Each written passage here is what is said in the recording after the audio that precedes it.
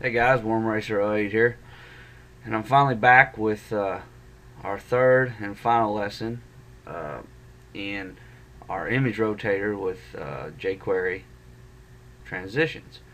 So if you've been following along in the first lesson, we just did a oops, I'm sorry, that was the second lesson. In the first lesson, we did a fade in and fade out transition. In the second one, we did a page wipe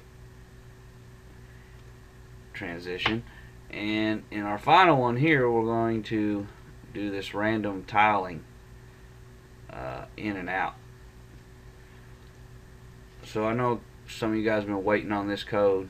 A couple of you guys had asked for it, so sorry it took so long, but I'm finally getting to it. So let's jump in here to Dreamweaver and take a look. So our HTML pretty much is the same. It's actually identical to our first lesson here. In our second lesson, we had this div transition container. We put our fake mask image in there.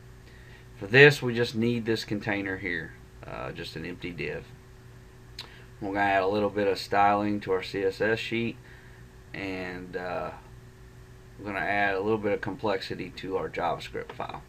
So let's take a look at the CSS. We'll show you what we've taken away and added. In our last lesson, we added an overflow is hidden attribute to our photo wrapper ID. You can leave that in there. I don't think it'll cause any problems, but you don't need it. So we've added this transition block class, and what this is going to be is the individual blocks or individual tiles. So for mine, I've made them 75 wide by 75 tall, and we'll talk about the math on that here in a minute. But the big thing is you need to float them all to the left, and they need to be the same color. Here they're black as the border color here in your photo wrapper, so that when they tile in, they match the border there, and it looks like just a blank screen. So let's jump in here to the jQuery and take a look.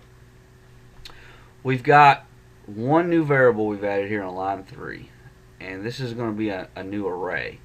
When I've called it tile array, and it's going to, what it's going to do is hold. What we're gonna do is create a bunch of sequential divs that are 75 high by 75 wide, and tile them over top of our pictures, and this array is going to hold all those divs. So that's it for our variables. We just added one new one here.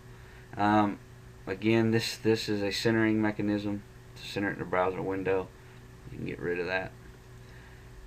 Here's line 17 is where we're going to start. So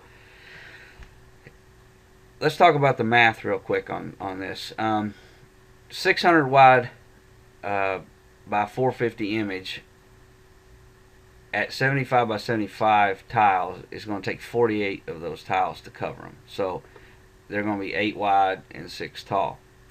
Well, you can make these however big or however small you want. You just got to go in and do the math. So, you know, just divide 600 by 75 and 450 by 75, or whatever number you're going to use there, to figure out how many of you're going to need. And then we'll use a for loop here to create all these sequential divs. But the reason why we've got to know how many tiles it takes to cover this is because in our for loop we've got to make I less than the total amount of divs. So for variable I is equal to 0, in our case I is going to be less than 48, I plus plus, which will count us through the loop. So we've got our array here, our tile array with our index of I is going to be equal to our ID of transition block plus I. So what that's going to do is create 48 divs, and they're all going to be called transition block dash 0, 1, 2, 3, all the way down to 48 or 47. And then what we're going to do is have jQuery say the element with the ID of transition container, which is this container here. With this container, we're going to append these divs to that container with an ID of transition block I, which is going to be 0 through 47, and then a class of transition block. So if you were to run the code and use Firebug or developer tools in Internet Explorer and stop it after it rendered, you would see this div here, this transition container div would be full. It would be full of 48 more divs with an ID of transition block dash whatever number. It would start at 0 and go to 47 in a class of transition block. Alright, so that's what we're doing. We're using a for loop to create a bunch of sequential divs and put them on top of our pictures. So we're going to skip over this right here for a second and come back to this is the magic, what makes them randomly fade in and out. Our click handlers are identical for our previous and next buttons to our last lesson, with the exception of our function animate out. It's now going to accept two parameters, two arguments. They're both going to be numbers, and I'll explain what these are here in just a second. Same for our move to image. We'll call this within our document.ready function. That way when the document loads, the first animation will happen. Move to image is the same function, with the exception here again on the animate in. It accepts two parameters. So let's look at animate in. It accepts two parameters named num and rate, and that's these here. Num is going to be what number div it is. So let's take a look at that. If num is less than the tile array dot length, so our length is going to be 48 in this case. If you use different size blocks, it'll be different, but that's what this is. So the tile array, initially we're starting at 0 for our number. So our tile array at 0 initially, we're going to animate the opacity to 0 at this rate, which is this 35, and it's very, very low because I want it to happen kind of fast, with a linear style transition. And then this function here is actually what we call a recursive function, because we're going to use this callback function here to call the function again. So it's a recursive function that calls itself, and that's basically a loop. But what it's going to do then is take our number variable here, which started at 0, and add 1 to it, and pass this rate to it again. So what this essentially is saying is, as long as number is less than the amount of blocks in the array, then continue to bring those blocks in and animate them by bringing the opacity down until you get equal to the length of the array, and then we'll know that the picture has been fully covered.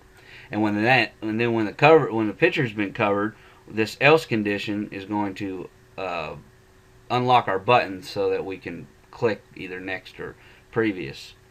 The animate out is the exact same deal. It's a recursive function that recalls itself as a looping mechanism, so that we know when all the blocks have been faded in. Now this is really the magic of how this happens, and this is not I didn't write this logarithm. This is Fisher-Yates shuffle logarithm, and you can Google that. And I'm not going to explain this a logarithm, because it's really, I mean, it's like a black box. You don't need to know what this code is doing in order to utilize it, only to know that it accepts one parameter and what the end result will be. I mean, it's like thinking about a DVD player. You don't need to know how the DVD player works in order to watch a movie. So you know how to use it, and that's all you need to know, is how to use this. So back up here in the beginning, right here, we've called that function randomize tiles, and we've passed to it our tile array. And remember, this tile array is an array that contains our 48 divs, those individual blocks.